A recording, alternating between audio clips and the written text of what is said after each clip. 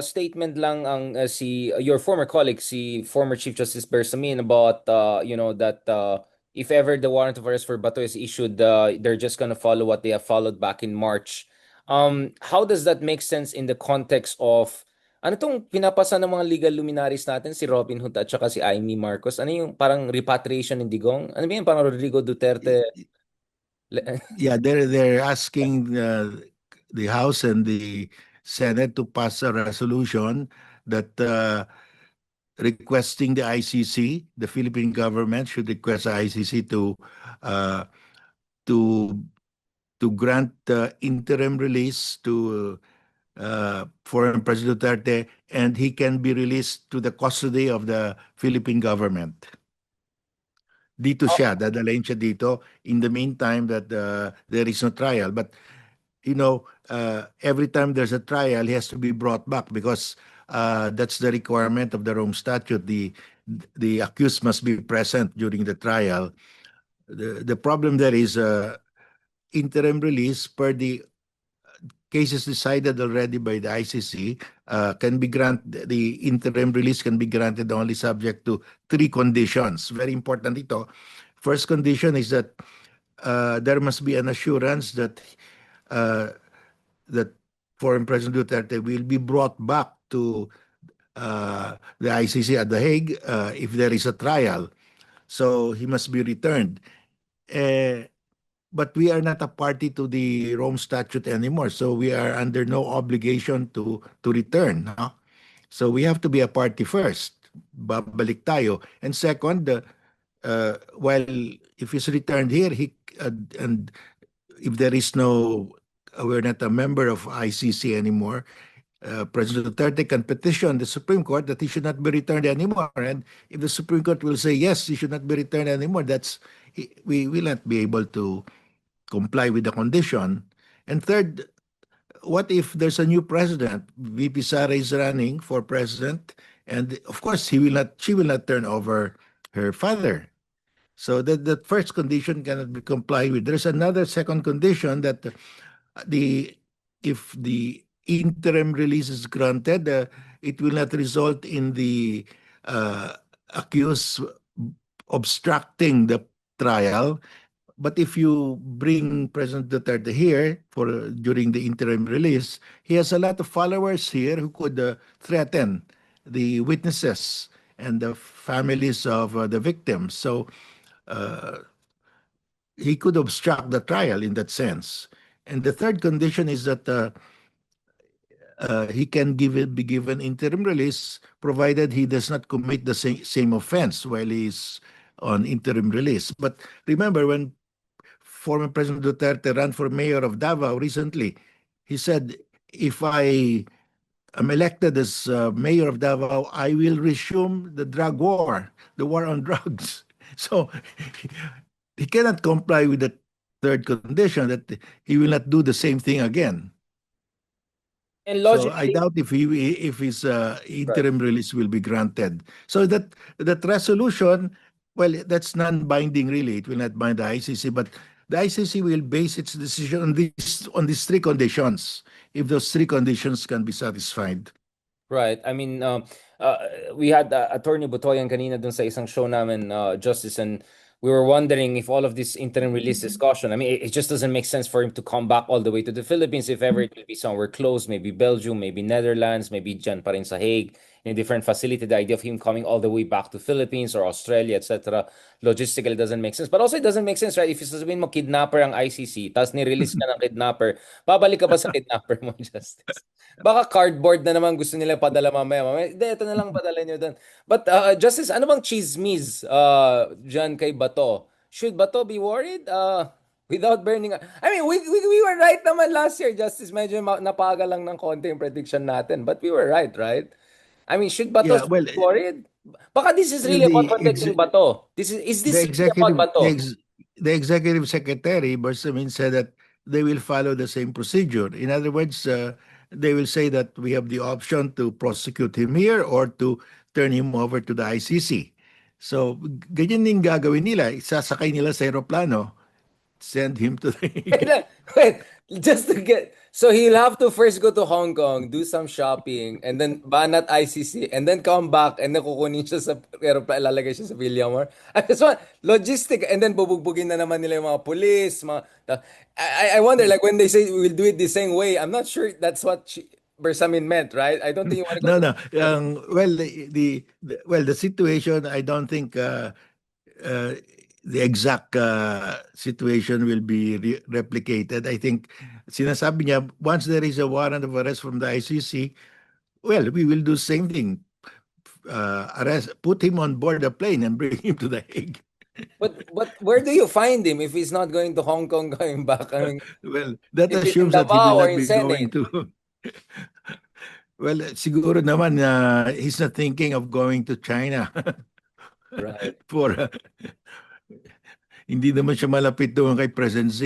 Hindi niya naman Right. sinabi, I love President Z. Yeah, not enough. Purong I love Las Vegas. Iba kasing shopping area niya, hindi Hong Kong eh. So paano si Bato? So hindi na siya mag-travel ngayon kasi baka mahuli siya. Like, so paano, what is the jurisprudence justice kung sa Senado lang siya, doon siya matulog, doon siya mag-drip-drip, doon sa office ni, di ba may vitamins sila dyan sa office ni Robin Padilla. What if he'll just, parang magkukun na siya dyan sa Senate? What's the jurisprudence? Pwede pa rin siya i-arrest sa loob ng Well, Senado? while in session, he cannot be arrested, but the Senate is not always in session. Unless mag-ano siya, filibuster yung US style, yung nagsasalita ng matagal. He'll talk for 12 days straight, something like that. Well, ang sessions naman ng Congress is Mondays, Tuesdays, and Wednesdays. So Thursday, Friday, Saturday, Sunday. So, alam Walang na natin session. kailan mahuli si Bato. So, ayan na, mag-ingat ka sa ano. Well, I mean, Justice, so speaking of these two issues, two important issues we covered. Oh, by the way, I also want to add, did you see that news about si Kaufman daw allegedly transmitted message from Netanyahu regarding the Karim Khan warrant of arrest? Did you see that? Parang very connected tong tao na to. And Senator Trillanes was Well, alleging that he's doing PR and all din, na hindi lang talaga legal yung job niya. Kaufman was formerly a prosecutor in Israel. He used to be a prosecutor in the Israeli government before he joined the ICC, before he practiced at the ICC. So he has a lot of contacts there. Maraming kliyente rin. Mukhang ang dami niyang Mm. ginagawa. So kanina I was actually also asking Attorney Butoyan kung baka this whole interim release issue is just really for a way to say na may nagawa siya. Baka part lang yan sa DDS narrative. Parang keep up the hope. Ganun ba yan? Well, of course, every time he moves, he will collect a legal fee. So probably he will be happy to do it to keep on filing all of these motions. Kung ikaw si Sarah, pwede, wow, okay na yan, okay na, parang yung masahe. Hindi na kailangan, okay na ako, okay. Hindi, baka gusto mo dito sa likod din, yung, alam mo yung mga ganun, binibenta ka ng kung ano, servisyo, or ano. So, by the way, just on this issue, mahal ba talaga yung mga ganun abogado? Yeah, because very few practice before the ICC. Hmm. So and yeah, Malaking it's bayan a talaga, no? specialized practice. And, pag hinar mo yung buong firm ni Fortune, mura lang ba yon, Justice? Well, I don't know his rates, but this is a local lawyer. So I don't know really about the rates of the lawyers. The reason I'm asking is that it looks like one family is hiring so many expensive lawyers, right? And people are wondering, saan galing yung pambayad nila? Kasi mukhang hindi naman ito ay crowdfunded, di ba? Wala naman silang fund me. Meron ba sila? Tatay Digong fund me, parang legal fee pro? Parang wala naman. Or kung meron lang, I'm curious how much they're raising to cover all of this. Curiosity. Now, speaking of President BBM, obviously is now in the United States of America, the greatest nation. Just as 3 days siya sa US, first ASEAN leader to visit Trump 2.0. What do you expect from this meeting, Justice Carpio? Are they going to talk about Imelda Marcos, their wonderful days in New York and Manhattan? Or do you think they're going to talk Turkey? Basically, ETCA bases, yung new storage and production facility, she prepare projects dito sa Subic, sa West Philippine Sea. What do you think should be expectation here? That the US could give us a reprieve on the tariff issue, maybe not 20, maybe 15 or 10%. What should BBM do, and what are your realistic expectations? Well, I think basically the primary purpose is the tariff, because we were originally at 70%. Now we've been brought up to 20. I think we're trying to bring it down back to 17. Uh, I think that's the aim there. Uh, I don't know if we will, you know, the US did not budge when it came to Japan and South Korea. And Japan and South Korea pay a lot of, uh, pay for the expenses of the US troops stationed in Japan and South Korea. They pay huge amounts to the US government. But we don't pay anything to the U.S. government. So my thinking is that if Japan and South Korea cannot be given special treatment, it will be difficult for us to expect to be given a special treatment.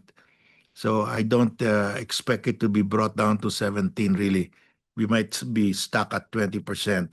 But, this is just temporary. From the way I look at it, the US is imposing tariff on the rest of the world, and the rest of the world among themselves. Like for example, uh, we are part of the free trade zone agreement in the Trans-Pacific. Uh, and what will happen to the US is US will have tariffs against the world, but the rest of the world trading among themselves will have no tariff. So it's not sustainable. The US will lose out in the end. So I don't know uh, how the President Trump can sustain this when he charges everybody 20%, but the rest of the world will be trading tariff free among themselves. So So this is at the end of the RCEP, day, RCEP, right? Yeah. yeah, RCEP. At the end of the day, the countries will first try to export among themselves, and the U.S. get the last priority because of their tariff. Right. Well, just to rewind slightly, if you see it from Trump's point of view, Japan and Korea, because they're massive export-oriented nations, kumbaga parang ang argument is they have been abusing the US so much and contributing to its deindustrialization on a slightly smaller scale than what China's shock has been doing to America. So logically, couldn't the Philippines argue hindi naman tayo export-oriented industrialized country? Parang konti na nga lang export natin, surplus pa nga eh. So actually, we will be in a different position from Japan and Korea precisely because we don't have that massive exports to them. Now, of course, Vietnam is also paying that price because they're also serving as a secondary export hub for Chinese products, right? Can Marcos say we're not like any of these countries? Napaka-limited na nga yung trade na nga natin. The surplus pa nga kayo sa amin eh. So can't he make that argument? And the reason why I'm saying that might work, I'm not saying it will work, is remember, Trump administration is very aggressive on Japan, 5% of GDP spending, Taiwan 10% of GDP spending on defense, NATO 5%. Pero tayo, they never tell us you should spend this much or that much. They're very delicate with us. Parang they use the soft glove, soft touch with us, right? So hindi kaya we can use the same argument na kumbaga we're too small and we're not threat to your industries and in fact we need more of your help. Can we make it along those lines, Justice? Yeah, we can say those things, but remember, Japan has a large investment in the U.S. and And biggest South buyer Korea. US Treasury bills and the Yeah, biggest and they're the biggest holder of treasury bills right now, bigger than China. So uh, each country has a different situation, but uh, we'll try to be present ourselves as unique. We have a unique relationship, but all these countries also have unique relationships, special relationships with the U.S. And Trump really doesn't care. He just he sent a form letter to everybody. If you read his yung copy letter on paste. tariffs, it's actually fill in the blanks. Copy paste lang siya. It's a form letter. Lang yung pangalan. So, so Carpio. in other words, he didn't consider the situation of each country. It was just a shotgun approach. Baka ito Everybody yung got. mga MAGA babies, yung mga 24 years old kid they got from somewhere to sulat mo nga to, tapos chinat GPT na lang nila siguro yan. But just is going back to this, I mean, hindi kaya dapat dinala si Imelda Marcos doon? Maybe they can talk about their wonderful days, society days in the Manhattan. Di ba, BBM kasi binili nga namin yung Manhattan building mo, allegedly, di umano. I mean, I mean, don't you think they might charm each other a little bit, slightly here and there? Well, I think Imelda, the foreign first lady, I think has not been seen lately, so I don't think she's in a position to travel now. Hologram. Maybe they can do a hologram in the White House. Biglang lumitaw. Si Liza Araneta daw, nasa US na ba or something? Anyway, Justice ka kung saan mapunta tong usapan natin. My goodness. Ang sama talaga ng tao. No, I'm just trying to see ano kaya makakuha natin dito sa trip na to. Aside from like, please don't punish us too much with tariffs, di ba? In terms of defense deals, Justice, what are you hoping to come out of this trip? Because this is a 3-day trip. It's going to be meetings with Pentagon, not only in the White House, etc. What do you expect on the defense front? Maybe there's more hope on that front. Well, yes, maybe we'll get some more military aid, but that will not really be much. Uh, I think the trip is just uh, to tell Trump don't push us too much because I think he has a base. Before it was 10% on everybody, now it's more or less 20%. But this is just temporary because at the end of the day, this is not sustainable. This is not sustainable. What will happen here is everybody will agree, okay, let's trade among ourselves, tariff free, and then let's deal with Trump. Whatever he wants, we'll put him last. So that will be the situation if Trump insists on all of these tariffs. Obviously, he has his own domestic policy. Parang almost ideological na kay Trump to, no? Parang use tariff as basically as a weapon of national interest protection and all of that. Now, kahapon nag-tweet si Elbridge Colby, the US Undersecretary for Policy Planning at the Pentagon. Sabi niya, our allies have an interest in the US re-strengthening its industrial manufacturing basis because it has implications for America's military capability, right? If kung mahina industries ng US, they don't have a strong military, they cannot build new ships, they cannot help allies. What is your sense? So, what is the ideal way by which parang I help you, help me, parang ganon? Is there a way we can help each other to both because the Philippines doesn't even have a manufacturing base to begin with. At least the US is a declining one. They just need to revive it. Well, the free world has been buying a lot of arms from the U.S. and Canada has huge orders of the F-35, but because of the tariff war, Canada is thinking of buying from Europe. So I think this is self-inflicted wound on the part of the U.S. and uh, the traditional buyers of arms from the U.S. Uh, are looking for to buy their military hardware outside of the U.S. because of these tariffs. I mean, they could get better terms from other countries. So I really don't know the rationale of this imposing a tariff on the rest of the world. And it's not only the military, the military industry of the U.S. Their farmers are suffering Right. because Brazil, all the rest of the world, Brazil and Canada are now selling soybeans, corn to China.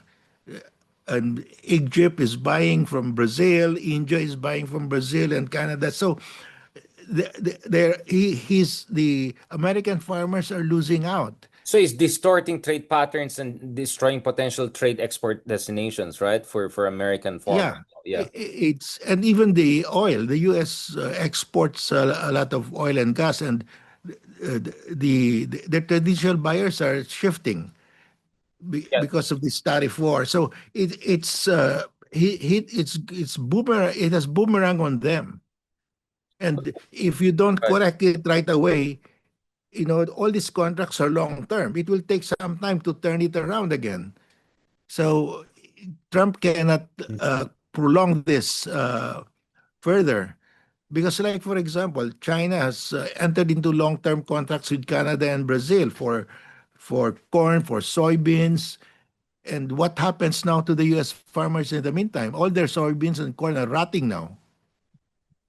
Um, Justice, what some critics found even more alarming is using the tariffs to also impose a certain position on domestic situation. So you can think about the trial of Netanyahu and also Bolsonaro in Brazil. So, and obviously it Yes, backfired because in the case of Brazil, I mean, Lula really came out strong and fired back that you're not going to impose on us what we're going to do domestically with domestic issues. I mean, isn't that quite alarming that now tariff will be very alarming. yeah, I mean, you can imagine what if, let's say, Trump likes this person X in Philippines. Oy, parang gusto ko si Boy Kilay. Ay, sorry. Gusto ko si Cheese. Huwag niyong ano yun si Cheese. Otherwise, ibibigyan ko ng tatlong beses na tariff. I mean, like, that could go in some wild directions, right, Justice? Yeah, it's and I think because under U.S. law, uh, the tariff should be based on for economic reasons.